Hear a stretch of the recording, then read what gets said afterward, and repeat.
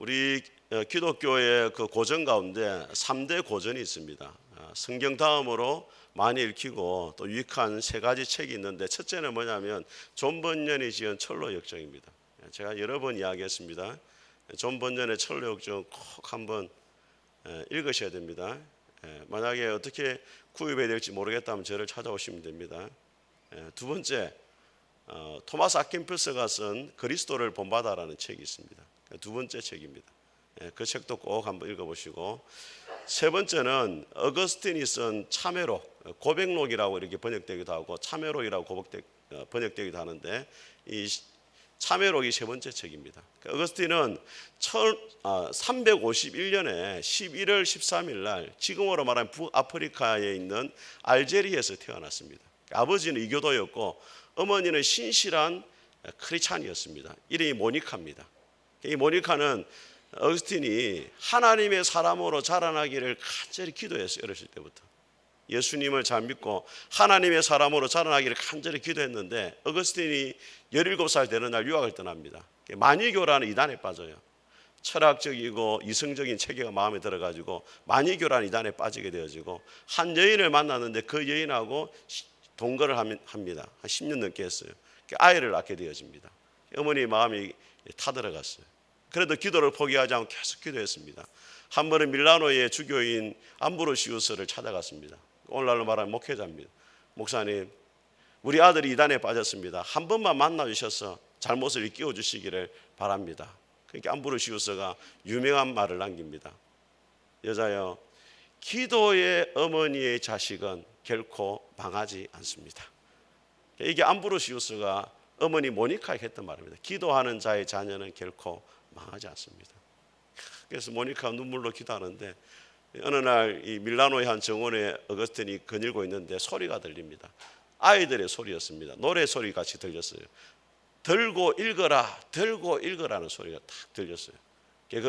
그때의 감정을 참회록에 이렇게 기록을 해놨습니다. 나는 여전히 죄의 노예라고 생각했기 때문에 비참한 가운데 계속 부르짖었다. 왜 나의 추한 죄들을 끝나게 하지 않으십니까? 나는 이렇게 자문했고 마음속에서 가장 쓰라린 슬픔을 품고 줄곧 울고 있었다. 그때 갑자기 가까운 집에서 나는 아이의 노래소리가 들었다. 들고 읽어라, 들고 읽어라. 나는 홍수처럼 흐르는 눈물을 억제하며 서 있었고, 이것이 성경을 펼쳐 나의 눈길이 닿는 첫 구절을 읽으라는 하나님의 명령이라고 스스로 말했다. 나는 성경을 펼쳤다. 그리고 시선이 닿는 첫 구절을 읽었다. 낮에와 같이 단정히 행하고 방탕하거나 술 취하지 말며 음란하거나 호색하지 말며 다투거나 시기하지 말고 오직 주 예수 그리스도로 옷 입고 정욕을 위하여 육신의 일을 도모하지 말라. 나는 더 읽을 필요가 없었다.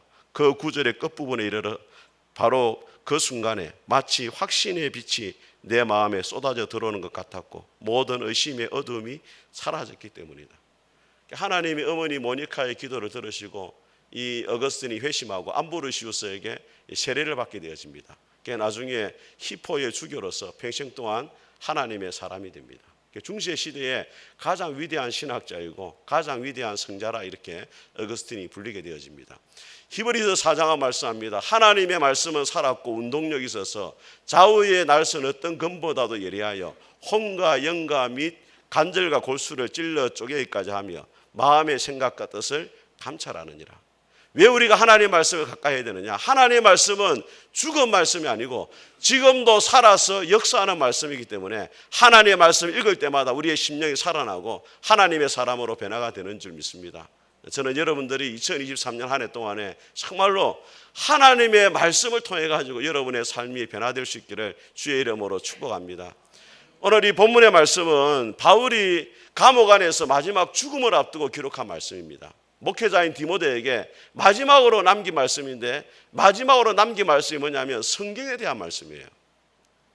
마지막 유언으로 디모데에게, 자식 같은 디모데에게 성경이 왜 유익하고 성경이 얼마나 중요한지를 오늘 이 디모데후서 3장을 통해서 우리에게 말씀을 하고 있습니다. 오늘 이 본문의 말씀을 통해서 왜 우리가 성경을 읽어야 되고 성경을 소중하게 여겨야 되는지 하나님의 음성을 듣도록 하겠습니다. 첫 번째로 성경은 구원에 이르는 길을 가르쳐주는 책이라고 하십니다. 우리 15절을 같이 한번 읽어보겠습니다. 시작.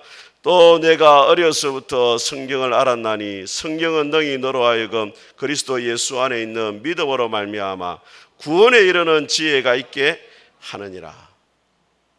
제가 청년 시절에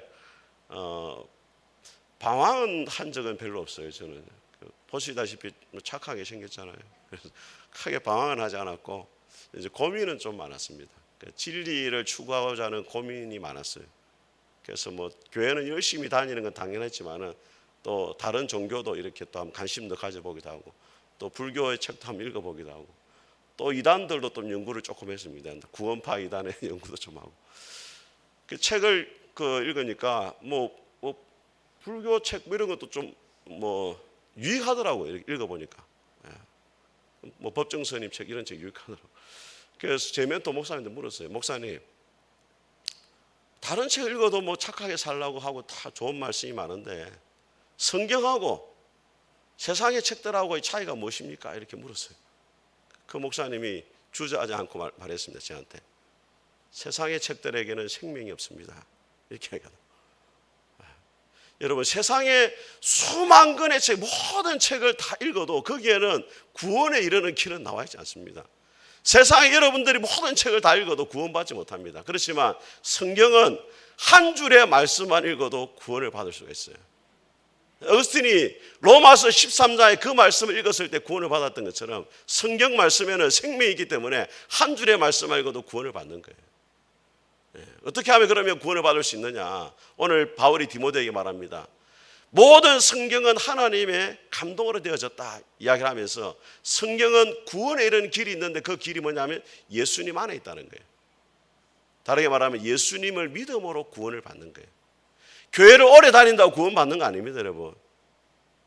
교회 직분을 가진다고 구원받는 것도 아닙니다. 교회 봉사를 많이 한다고 해서 구원받는 게 아니에요. 예수님을 믿어야 구원을 받습니다. 예수님의 십자가의 죽음이 나의 죽음이고 그 예수님을 믿을 때 죄 용서 받을 수 있고 하나님의 자녀로 다시 거듭날 수 있다는 이 영적인 진리를 믿을 때 구원을 받게 되는 것입니다. 여러분들이 아직까지 교회를 다니는 가운데서도 구원의 확신이 없다. 그렇다면 다시 성경으로 돌아가야 돼요. 성경을 읽으면서 하나님께 구원을 달라고 구원받을 수 있게 해달라고 그렇게 노력하고 사모하는 마음을 가져야 됩니다. 그렇지 않으면 여러분은 단순히 종교인으로 교회를 다니다가 이제 끝이 날 수밖에 없는 것입니다. 요한복음 20장에 보면은 성경을 기록한 목적에 대해서 이렇게 말합니다. 오직 이것을 기록한 것은 너희로 예수께서 하나님의 아들이심을 믿게 하기 위함이요 너희로 믿고 그 이름을 힘입어 생명을 얻게 하려 함이라. 하나님이 성경을 기록한 목적은 어떤 과학적인 사실이나 철학적인 지식이나 정보를 정해주기 기록한 것이 아니라 구원을 받도록 하기 위해서 성경이 기록되어졌다는 거예요. 여러분들이 성경을 읽을 때마다 그런 마음으로 읽어야 돼요. 하나님을 더 알게 하시고 구원에 이르는 영적인 진리를 내가 발견하기를 원합니다. 그런 고백이 여러분의 있기를 주님의 이름으로 축복합니다. 총신대 교수님을 지냈던 유홍열 교수님이 중국에 가서 사역을 할 때가 있었습니다. 중국의 선교사님을 도왔는데 선교사님이 그 젊은이들을 가르치는 일을 맡겼어요. 근데 한 젊은이가 있었는데 얼마나 성경을 열심히 있는지 밥만 먹고 성경가 읽는 거예요. 밥만 먹고. 그 아이는 북한에서 탈북을 했는데 북한의 사정이 너무 안 좋아가지고 옆집에 친구 동생이 죽는 것을 보고 또 자기 반에 아이 2명이 죽는 것을 봤어요. 제가 아는 어떤 한 친구는 북한에 가서 감자 캐먹고 살고 싶다 이렇게 말한 친구가 있는데 북한에 캐물 감자가 없습니다. 굶어 죽는 게 대반사예요. 굶어 죽는 게. 그래서 이제 그 아이가 하는 일이 뭐냐면 겨울이 다가오면 먹을 것이 없잖아요. 개미굴을 찾아가는 개미굴. 개미가 1년 내내 겨울을 지나서 모아놓은 양식 창고가 개미굴입니다. 그거 찾으면 수지 맞는 날이라는 거예요. 먹을 게 없어가지고 너무 없어가지고 이렇게 살다가 죽을 바에 차라리 탈북해야 되겠다. 그래가지고 중국으로 온 겁니다. 중국에 왔는데 너무 힘들어가지고 쓰러졌어요. 한 사람이 가해를 집에 데려가지고 먹였는데 얼마나 잘 먹은 1년 동안에 30cm가 컸어요.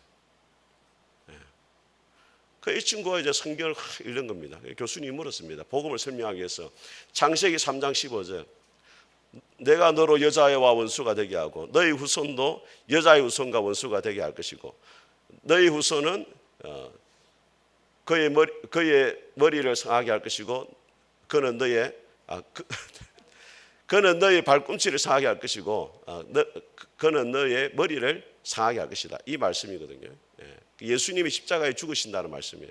여자의 후손이 누구냐 그 친구에게 물으니까 예수님이라고 대답을 하는 거예요. 어떻게 알았냐니까 성경을 읽으니까 자연스럽게 알아지더라는 거예요.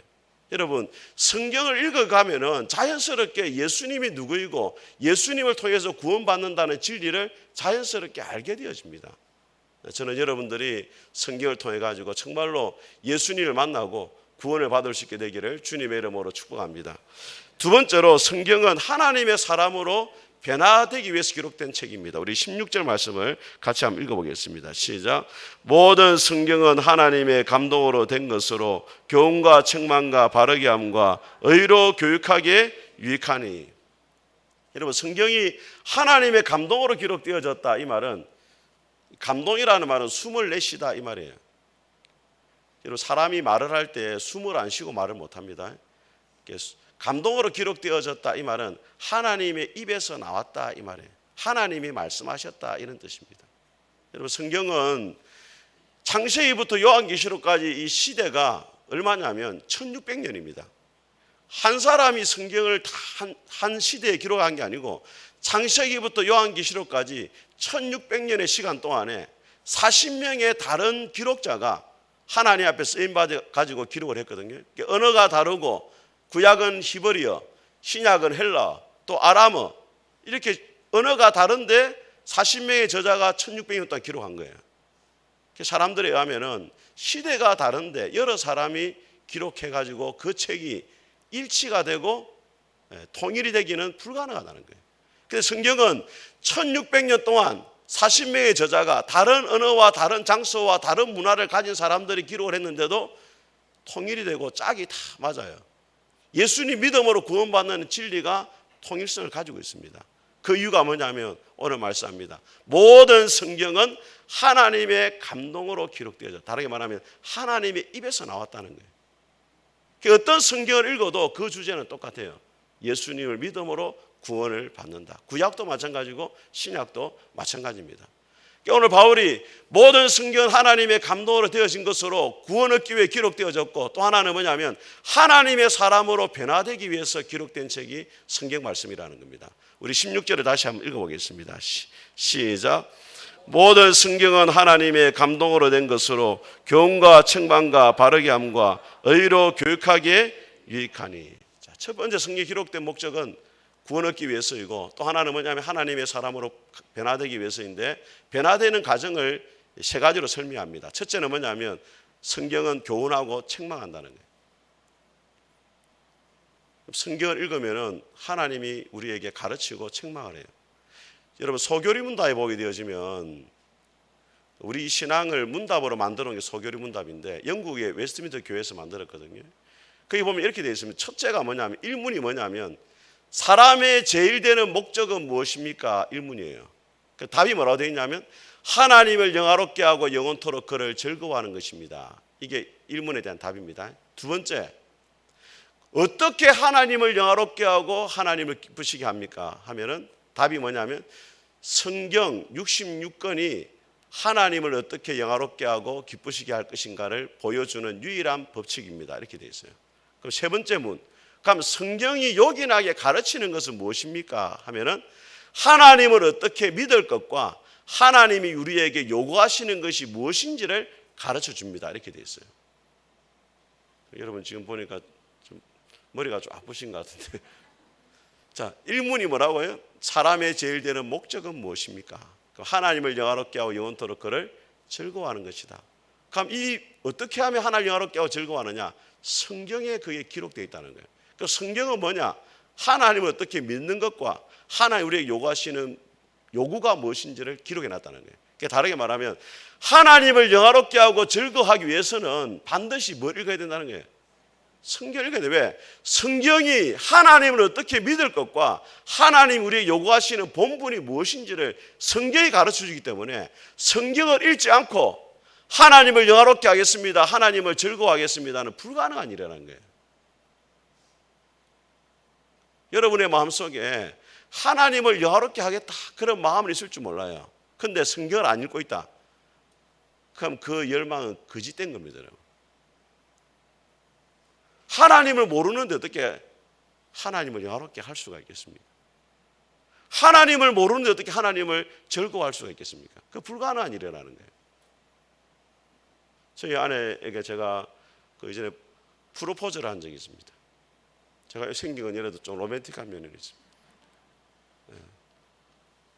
그 장미꽃하고 이렇게 다 해가지고 그 표정이 별로 안 좋더라. 알고 보니 꽃 알레르기가 있었습니다. 아무리 좋은 꽃을 갖다 줘도 그 알레르기가 있는 걸 모르고 계속 갖다 주면 별로 즐거워하지 않는 거예요.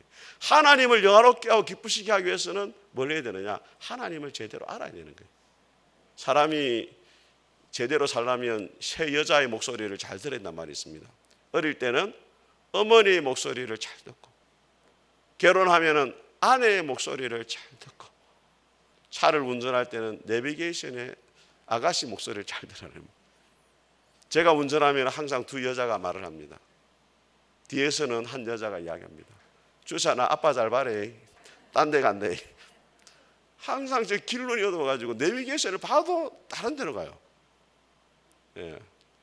항상 이번에도 뭐 작년에도 휴가 갔는데 분명히 따라갔는데 또 다른 데로 가다. 그 뒤에 여자는 조금 이제 뭐 듣기 싫은 소리 하죠. 또 봐라 또 딴 데 간다. 앞에 여자가 친절합니다. 경로를 이탈하였습니다. 예, 돌아가시기 바랍니다.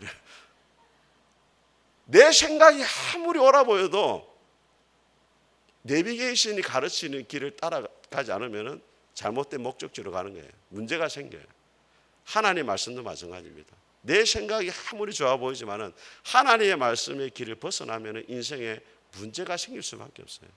내 생각이 안 맞고 내 뜻이 안 맞아도 하나님의 말씀이 인도하는 대로 가면 되는 겁니다. 시편 119편은 말합니다. 주의 말씀은 내 발의 등이요 내 길의 빛이다. 성경이 뭐냐면 영적인 내비게이션이에요. 그 말씀을 따라가야 돼요. 그래서 우리 하나님께서 성경을 통해 우리에게 교훈하고 뭐 한다고? 책망한다는 거예요. 두 번째 성경의 기능은 뭐냐면 바르게 한다. 바르게 한다. 이 바르게 한다는 말은 뭐냐면 회복시킨다 이런 뜻이에요. 여러분, 베드로가 예수님을 몇 번 부인했습니까? 네. 3번을 부인했잖아요. 예수님이 제 아들에게 말했습니다. 너희들이 다 나를 버릴 것이다. 베드로가 말합니다. 다른 사람은 다 버려도 나는 결단코 주님을 버리지 않겠습니다. 네가 닭이 3번 울기 전에 나를 부인할 것이다. 그래가지고 여종이 와서 묻죠. 당신이 예수와 같은 당이 아니냐? 예수님 모른다. 3번 부인했어요. 3번 딱 부인하니까 꺾여 울었어요. 그때 성경에 뭐라고 되어 있냐면 말씀이 생각나서 베드로가 통곡했다 했어요. 네가 나를 3번 부인할 것이라는 말씀이 생각나서 통곡했다는 거예요. 그때 말씀의 기능은 뭐냐면 책망을 한 겁니다. 이후에 예수님이 부활하신 다음에 갈릴리 바다에 있는 베드로를 찾아갑니다. 불을 피워놓고 생선을 구워놓고 조반을 준비해가지고 베드로에게 묻습니다. 네가 나를 사랑하느냐? 베드로가 말합니까? 주님 사랑합니다. 말을 못해요. 옛날에는 자신이 있었는데 말을 못합니다. 내가 주님을 사랑한 주께서 아십니다. 내 양을 먹이라. 또 내 양을 치라. 내 양을 먹이라. 3번이나 베드로에게 사명을 다시 주셔요. 이때 말씀은 뭐냐면 베드로를 회복시킨 말씀이에요. 바르게 한다는 것이 그 영혼을 회복시킨다는 게. 그러니까 여러분 성경을 읽으면 아무리 낙심하고 절망해도 성경을 읽으면 그 말씀을 통해서 여러분 하나님의 위로가 있습니다. 여러분 믿습니까 여러분? 사도 바울이 육신의 가시 때문에 3번이나 기도했습니다. 하나님 육체의 가시를 제거해달라고. 그런데 육체의 가시가 제거 안 돼요. 근데 대신에 하나님의 말씀이 맺습니다. 내 은혜가 너에게 족하다. 이는 내 능력이 약한 데서 온전해지기 때문이다. 하나님의 말씀이 임하니까 그 심령이 회복되어지고 바울이 왜 나에게 육신의 고난이 있는지 깨닫게 되어지면서 더 하나님을 의지하게 되더라는 거예요. 여러분들 힘들고 어려울 때마다 포기하지 마시고 말씀 앞으로 돌아갈 수 있기를 주의 이름으로 축복합니다. 세 번째 말씀의 길은 뭐냐면 의로 교육하게 유익하다. 이 말은 하나님 앞에 바른 삶을 살아가도록 훈련을 시킨다는 거예요. 계속해서 하나님이 원하시는 것 가르쳐가지고 훈련시키고 그 일을 말씀이 한다는 거예요. 궁극적인 목적은 뭐냐? 17절을 같이 한번 읽어보겠습니다. 17절 같이 읽겠습니다. 시작.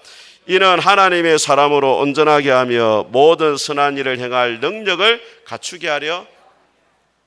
하나님께서 우리에게 말씀을 통해서 교훈하고 책망하고 바르게 하고 의로 교육해가지고 궁극적으로는 하나님의 사람이 되게 한다는 거예요.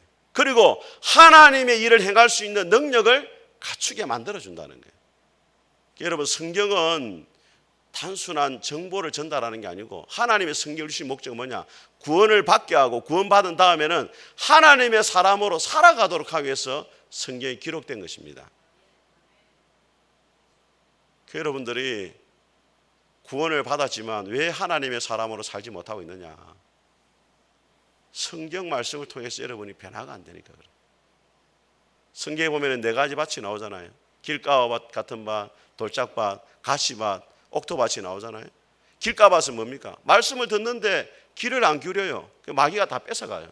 예배를 드리는데 지금 딴 생각하고 있어요. 지금 집에 가스불 잠갔나 안 잠갔나 이러면서 오늘 마치고 가면 뭐 하고 이런 생각하고 그런 생각하니까 말씀을 빼앗아내요. 길가밭입니다. 돌짝밭은 뭐냐면 받는 건 잘 받는데 그 말씀이 자기를 변화시키지 못해요. 그냥 말씀을 받는 것은 끝나요. 이게 돌짝밭입니다. 가시밭은 뭐냐면 세상에 염려가 너무 많아가지고 말씀이 못 자라가요. 옥토밭은 무엇입니까? 말씀을 듣고 깨닫는 자니 그 말씀을 간직하여 지켜 순종하는 자다 이렇게 되어 있죠. 하나님의 말씀이 문제가 있는 게 아니고 여러분이 그 말씀을 어떻게 받아서 어떻게 살아가느냐가 여러분의 삶을 변화시키냐 그렇지 못하느냐 결정된다는 거예요. 오늘 자파상이 있었는데 교회 앞에 있었습니다. 이분이 이렇게 말했습니다. 이번에 새로운 목사님이 설교를 너무 잘하신다. 교인들이 목사님을 자랑 안 하는데 자파상이 목사님을 확 자랑하는 거예요. 손님 와서 물었습니다. 이번 주 설교가 뭐였나요? 안 가봐서 모르겠다. 안 가서 모르는데 어떻게 목사님 설교 잘하냐. 목사님 새로 나셔 푸른숲교회 교인들이 외상값을 너무 잘 갚는다고. 변화가 되더라. 이게 목사님이 설교를 잘하는 이유가 그 설교를 듣고 성도들이 변화가 되더라. 저는 푸른숲교회도 그런 소문이 나길 바랍니다. 목사님은 설교를 너무 못하신다. 성도들이 변화가 안 된다. 이래 되면 곤란한 겁니다, 여러분. 김영수 목사님 설교를 너무 잘한다. 우리 아내가 달라졌어요. 우리 남편이 달라졌어요. 이런 소리를 들어야 되는 것입니다. 그러나 은혜가 있기를 주의 이름으로 축복합니다. 그렇다면 우리가 어떻게 말씀을 읽어야 되느냐? 제가 간단하게 세 가지 말씀드립니다. 첫째는 뭐냐면 따라합니다. 하나님의 말씀을 사모하는 마음을 읽어야 된다. 다윗이 시편 119편에 뭐라 말하냐면 주의 말씀이 어찌 그리 단지요 내 입에 꿀보다 더 달다 했어요. 어떤 그렇게 말하면 목사님 말씀이 한약같이 씁니다 이렇게. 처음에는 쓸 수 있지만은 그 쓴 거 몸에 좋은 거 자꾸 먹다 보면은 이제 달게 느껴집니다. 또 다윗이 그렇게 말하면 19편에서 내가 주의 말씀을 금고 순금보다 더 사모합니다. 사람들이 돈을 얼마나 좋아합니까 여러분? 근데 다윗은 돈보다 말씀이 더 좋다는 거예요. 왜 그렇게 고백했겠습니까? 송이꿀보다 달고 금보다 귀하다. 왜 그렇게 고백했겠어요?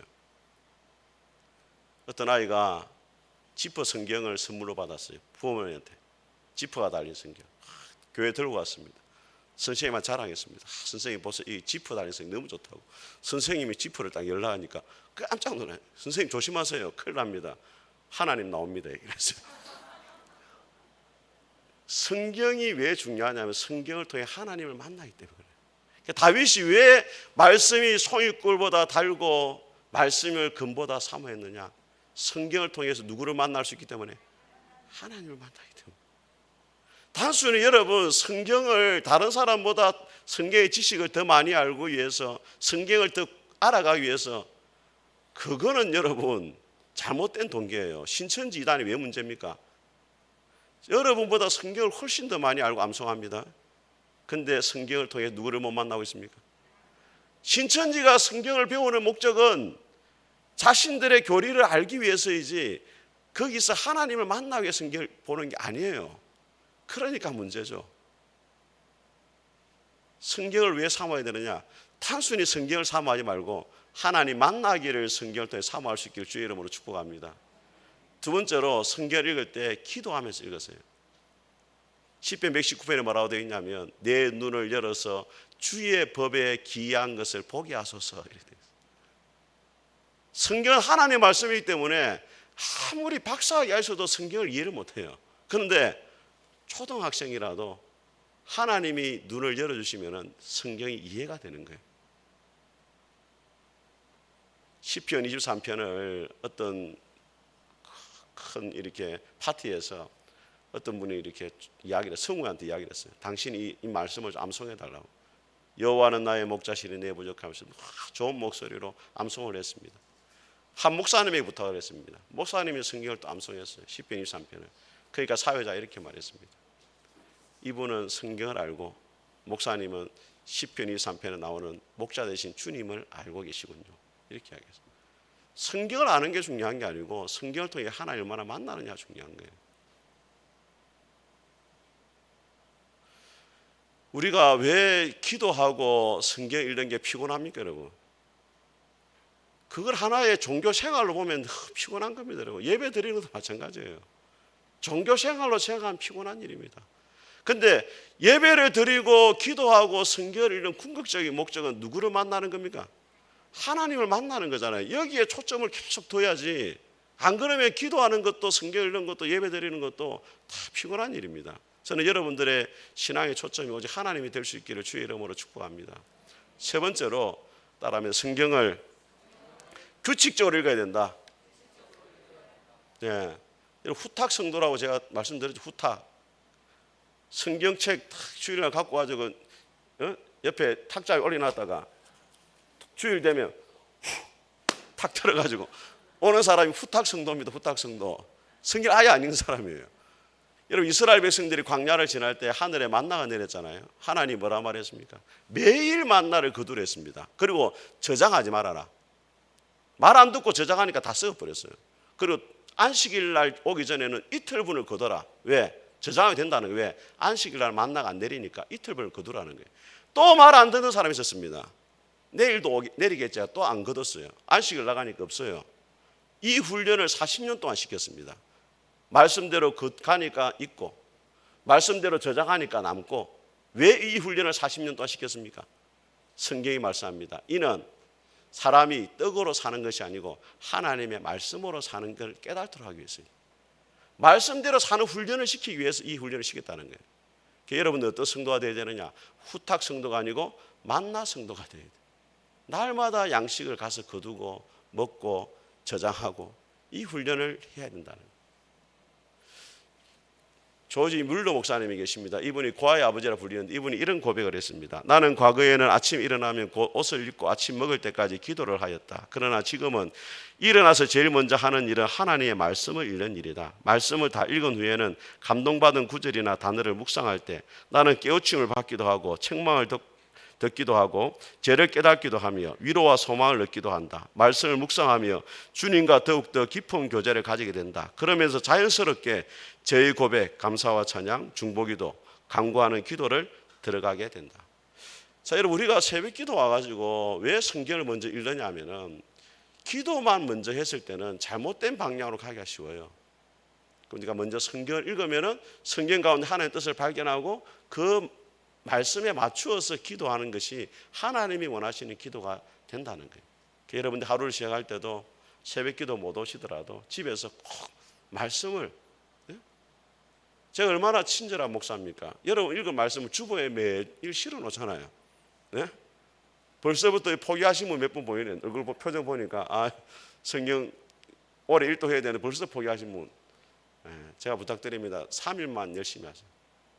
작심 3일입니다. 3일 동안 포기하고 또 시작하고 또 포기하고 이거 4일만 계속 하십니다.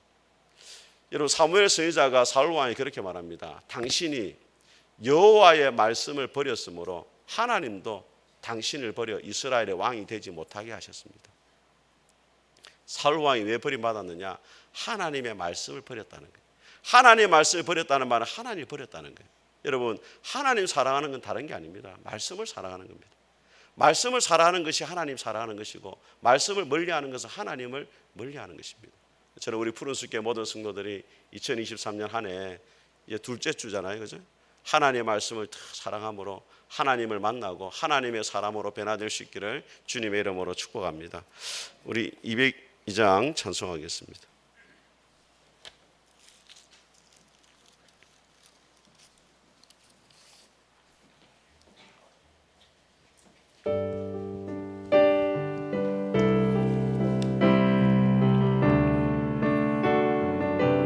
하나님 아버지 주신 책은